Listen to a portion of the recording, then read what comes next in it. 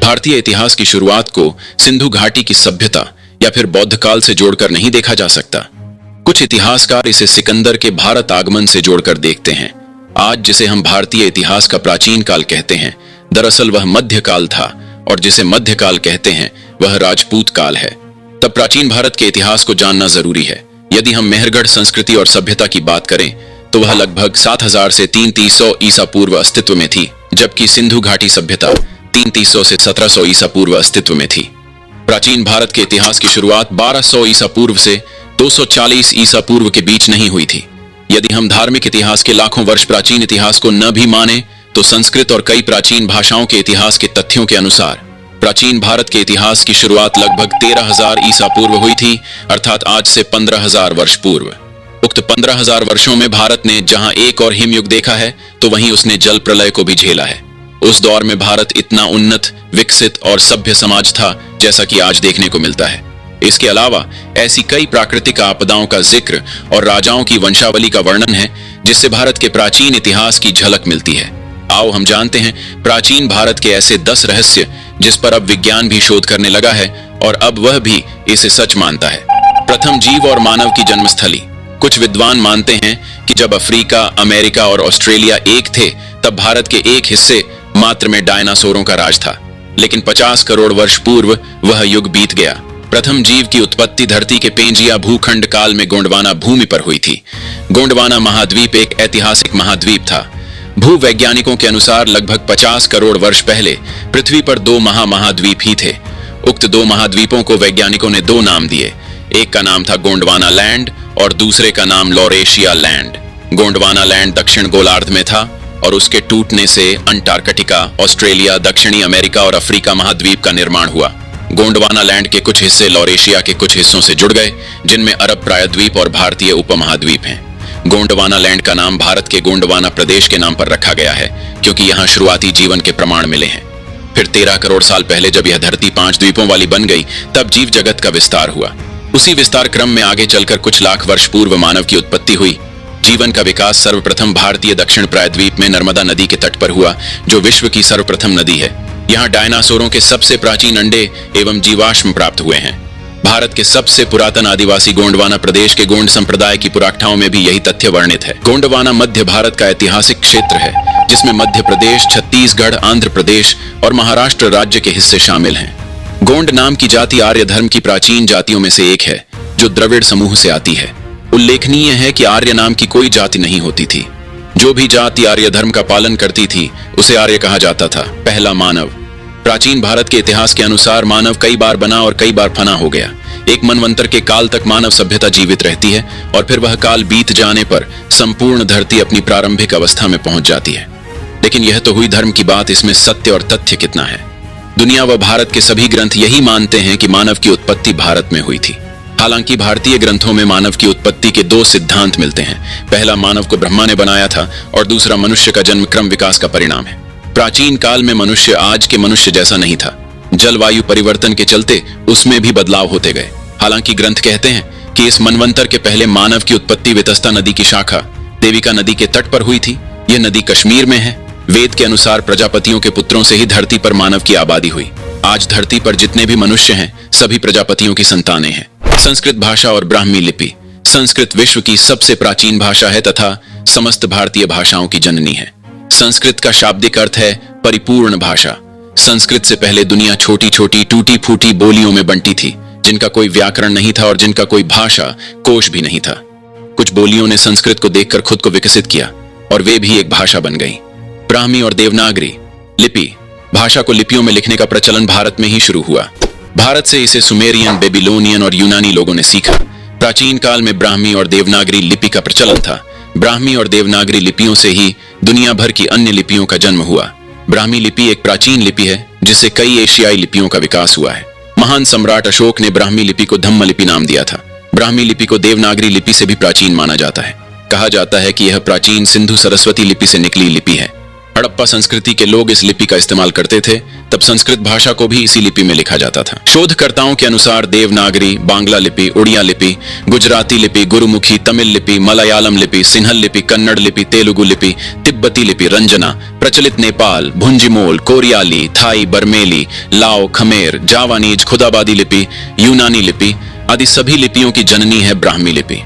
कहते हैं कि चीनी लिपि 5000 वर्षों से ज्यादा प्राचीन है। मेसोपोटामिया में 4000 वर्ष पूर्व क्यूनिफॉर्म लिपि प्रचलित थी।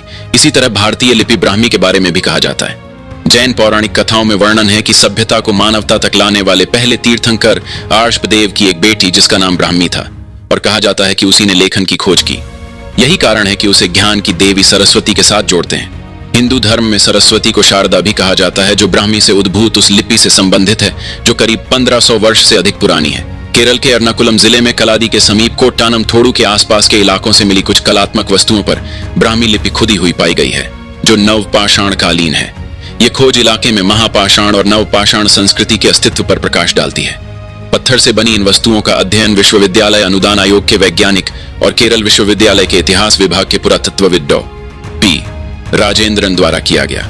ये वस्तुएं एर्नाकुलम जिले में मेक्कालादी के अंदेत अली के संग्रह का हिस्सा हैं। राजेंद्रन ने बताया कि मैंने कलादी में कोट्टायन के आसपास से अली द्वारा संग्रहित कलात्मक वस्तुओं के विशाल भंडार का अध्ययन किया। इन वस्तुओं में नवपाषाण कालीन और महापाषाण कालीन से संबंधित वस्तुएं भी हैं। उन्होंने बताया कि नवपाषाण कालीन कुल्हाड़ियों का अध्ययन करने के बाद पाया गया कि ऐसी 18 कुल्हाड़ियों में से 3 पर गुदी हुई लिपि ब्राह्मी लिपि है। दुनिया की सबसे प्राचीन सभ्यता सिंधु सरस्वती। प्राचीन दुनिया में कुछ नदियां, प्रमुख नदियां थीं, जिनमें एक ओर सिंधु सरस्वती और गंगा और नर्मदा थीं, तो दूसरी ओर दजला, फरात और नील नदियां थीं। दुनिया की प्रारंभिक मानव आबादी इन नदियों के पास ही बसी थी, जिसमें सिंधु और सरस्वती नदी के किनारे बसी सभ्यता सबसे समृद्ध, सभ्य और बुद्धिमान थी। इसके कई प्रमाण मौजूद हैं। दुनिया का पहला धार्मिक ग्रंथ सरस्वती नदी के किनारे बैठकर ही लिखा गया था। एक और जहां दजला और फरात नदी के किनारे मेसोपोटामिया, सुमेरियन, असीरिया और बेबीलोन सभ्यता का विकास हुआ, तो दूसरी ओर मिस्र की सभ्यता का विकास 3400 ईसा पूर्व नील नदी के किनारे हुआ। इसी तरह भारत में एक ओर सिंधु और सरस्वती नदी के किनारे सिंधु, हड़प्पा, मोहनजोदड़ो आदि सभ्यताओं का विकास हुआ, तो दूसरी ओर गंगा और नर्मदा के किनारे प्राचीन भारत का समाज निर्मित हुआ। प्राप्त शोधानुसार सिंधु और सरस्वती नदी के बीच जो सभ्यता बसी थी, वह दुनिया की सबसे प्राचीन और समृद्ध सभ्यता थी। यह वर्तमान में अफगानिस्तान से भारत तक फैली थी। प्राचीन काल में जितनी विशाल नदी सिंधु थी, उससे कई ज्यादा विशाल नदी सरस्वती थी। शोधानुसार यह सभ्यता लगभग 9000 ईसा पूर्व अस्तित्व में आई थी और 3000 ईसा पूर्व उसने स्वर्ण युग देखा और लगभग 1800 ईसा पूर्व आते आते यह लुप्त हो गया। कहाता है कि ईर 800 ईसा पूर्व के आसपास किसी भयानक प्राकृतिक आपदा के कारण एक और जहां सरस्वती नदी लुप्त हो गई, वहीं दूसरी ओर इस क्षेत्र के लोगों ने पश्चिम की ओर पलायन कर दिया। पुरातत्ववेत्ता मेसोपोटामिया 5003 ईसा पूर्व को सबसे प्राचीन बताते हैं, लेकिन अभी सरस्वती सभ्यता पर शोध किए जाने की आवश्यकता है। धर्म आधारित व्यवस्था।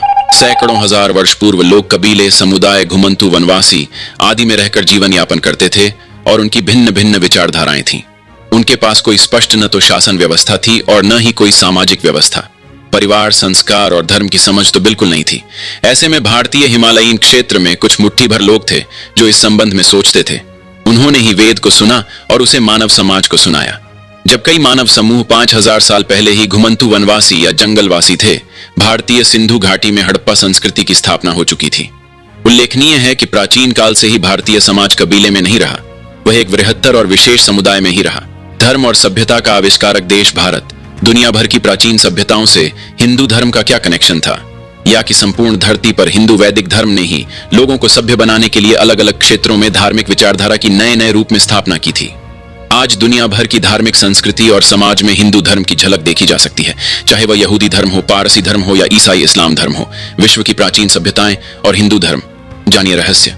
ईसा से 2300-2150 वर्ष पूर्व सुमेरिया, 2400 वर्ष पूर्व बेबीलोनिया, 2250 ईसा पूर्व ईरान, 2150 ईसा पूर्व मिस्र, इजिप्ट 1450-500 ईसा पूर्व असीरिया, 1450-150 ईसा पूर्व ग्रीस, यूनान 800-500 ईसा पूर्व रोम की सभ्यताएं विद्यमान थीं। उक्त सभी से पूर्व महाभारत का युद्ध लड़ा गया था। इसका मतलब कि 300 ईसा पूर्व भारत में एक पूर्ण विकसित सभ्यता थी। भारत का धर्म दुनिया भर में अलग अलग नामों से प्रचलित था। अरब और अफ्रीका में जहां सामी, सबाइन, मुशरिक, यजीदी, अशूर, तुर्क, हित्ती, कुर्द, पैगन आदि इस धर्म के मानने वाले समाज थे, तो रोम, रूस, चीन व यूनान के प्राचीन समाज के लोग सभी किसी न किसी रूप में हिंदू धर्म का पालन करते थे। ईसाई और बाद में इस्लाम के उत्थान काल में ये सभी समाज हाशिए पर धकेल दिए गए। मैक्सिको शब्द संस्कृत के मक्षिका शब्द से आता है और मैक्सिको में ऐसे हजारों प्रमाण मिलते हैं जिनसे यह सिद्ध होता है जीसस क्राइस्ट से बहुत पहले वहां पर हिंदू धर्म प्रचलित था। कोलंबस तो बहुत बाद में आया। सच तो यह है कि अमेरिका, विशेषकर दक्षिण अमेरिका, एक ऐसे महाद्वीप का हिस्सा था जिसमें अफ्रीका भी सम्मिलित था। भारत ठीक मध्य में था।